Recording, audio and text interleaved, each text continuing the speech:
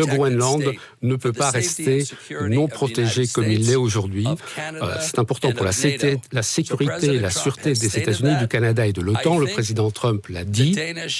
Je pense que les Danois prêtent maintenant l'oreille, ça me semble être une bonne chose, et je suis très heureux que la première ministre danoise et notre grand secrétaire d'État Marco Rubio aient une réunion. Je pense que ça doit avoir lieu cette semaine, et il me semble que ce sera une réunion très productive sur le Groenland, une réunion qui est indispensable pour la sûreté des États-Unis et de l'Europe. Et on verra justement si les États-Unis se dirigent vers un deal avec l'OTAN pour renforcer la sécurité, ou s'il y a réellement une volonté de s'emparer du territoire.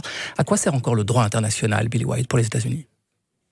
Le droit international, il doit être suivi de manière cohérente par l'ensemble des pays. Au titre du droit international, par exemple, Nicolás Maduro fait aujourd'hui l'objet de poursuites. Il s'agissait en fait d'une opération de police et non pas d'une opération militaire au Venezuela. En ce qui concerne le Groenland, je suis sûr et certain que nous travaillerons avec le Danemark pour formuler un plan pour protéger l'importance stratégique du Groenland. Et je pense que c'est tout simplement le message. Parfois, on entend des propos du président Trump et on peut en tirer des conclusions hâtives. On peut le comprendre. Lorsque ma mère me dit quelque chose, je pourrais moi aussi tirer des conclusions hâtives. La même chose lorsque c'est votre patron qui vous parle.